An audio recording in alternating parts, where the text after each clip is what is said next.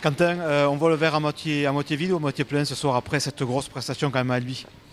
J'ai envie de vous dire un peu des deux. On voit le verre à moitié vide, à moitié plein. Au vu de début de deuxième mi-temps, on fait quand même pas mal de fautes. On est un peu accueilli dans notre camp. Mais j'ai envie de vous dire, sur les 15 dernières minutes du match, si on repart avec la victoire, c'est pas volé. On campe complètement dans le camp abilgeois. On meurt à 5 mètres de la ligne. On fait une touche, on va à l'essai. L'arbitre nous le refuse. Il dit que le joueur relâche pas le ballon, mais bon, il faudra qu'on revoie la vidéo les choses. Mais j'ai l'impression qu'il y a eu des très bonnes choses de fait. Ce soir, on fait 100% en touche, on a tous nos ballons en l'air, donc il y a des choses qui étaient très positives. On a répondu présent dans le combat face à une équipe qui est très dense, qui est très très dense. Nous, on est monté plus aile d'avion, comme on dit, mais plus profil athlétique. Et il y avait des gros gabarits chez Albi. Et au final, on a répondu présent dans l'intensité et dans le combat. Et ça, c'est une grande fierté avec des gamins. À la fin, on finit à gauche avec un gamin qui a 20 ans. Et moi, je suis fier pour ces mecs-là. Je suis fier pour ces gamins. Un point de bonus défensif donc amplement mérité parce que vous, en Bresse, vous pouvez rêver mieux sur cette fin de match. Ah oui, oui, tout à fait. Après, comme je l'ai dit aux joueurs à la fin, c'est aussi l'âme de ce groupe. Il y a quelque chose qui est en train de ressortir. Toutes nos dernières sorties, soit on est revenu avec 4 points, au minimum on est revenu avec 1 point. Donc c'est quelque chose qui est positif. Ça retranscrit bien un état d'esprit et une mentalité dans ce vestiaire et dans ce groupe. Maintenant, il faut qu'on corrige encore tous ces petits détails qui font qu'on ne ramène pas la victoire chez un prétendant au top 6. Voilà, comme je vous l'ai dit, si on revient avec la victoire, c'est pas volé, à mon sens. Pour revenir sur ce que tu disais, quand même, la dynamique, elle s'est enclenchée depuis quelques semaines parce que les débuts, on ne va pas se le cacher, ont été un peu compliqués. Ouais. Et là, vous êtes retrouvé sur quoi? Qu'est-ce qui fait qu'il y a eu ce déclic là, depuis 4-5 matchs maintenant?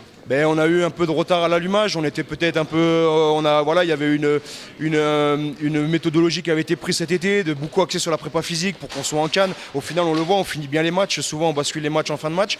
Donc, il y avait peut-être qu'on a eu un peu de retard à l'allumage sur notre projet de jeu, sur un peu nos sorties de camp, les choses comme ça, qui a fait qu'on a pêché un peu, notamment sur le premier bloc. Mais aujourd'hui, la dynamique est en train de vraiment s'enclencher depuis la victoire qu'on a eue à Langon. Et voilà, il y a des choses qui s'enclenchent, il y a une dynamique. Le groupe il est sain et ça avance dans le bon sens. Il y a des gamins, il y a des bons gamins, il y a des mecs qui sont à l'écoute et on avance dans le bon sens. Pour moi, un vieux briscard de 34 ans, c'est un plaisir de ferrailler avec eux et pour ce club qui me tient à cœur. Ouais. Justement, toi, à 34 ans, tu le vois comment le championnat national? On sait que tu as pas mal bourlingué, tu as fait pas mal de Pro D2 aussi. Ouais. Cette nationale, elle est comment à tes yeux? Ouais, c'est dense, c'est dense. Alors ça va peut-être un peu moins vite sur tout ce qui est lancement, tout ça. Il y a beaucoup plus de le combat est âpre, mais voilà, c'est très dense. J'ai envie de te dire, tous les week-ends dans le national, je croise des mecs avec qui j'ai fait railler pendant 5, 6, 7, 8 ans en Pro D2. Donc j'ai envie de te dire.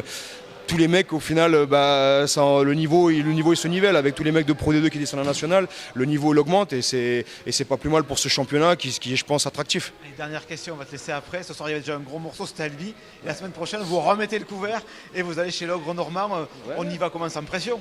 Ah complètement, on y va sans pression. Ils sont venus chez nous la première journée. À la fin du match, on est à 17-17. Ils nous marquent, ils nous gagnent le match à 20-17 sur un drop à la dernière action.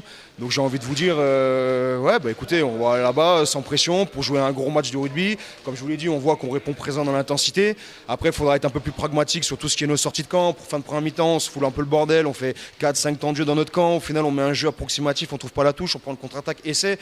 C'est ces petites choses que je vous dis que le groupe il va mûrir. Et si à Rouen on fait ça, on prendra des essais. Donc, mais je pense qu'en étant plus pragmatique, on peut les emmerder. Pourquoi pas? Ils sont bien venus gagner chez nous. Maintenant, il faut qu'on leur mette un peu la monnaie de leur pièce.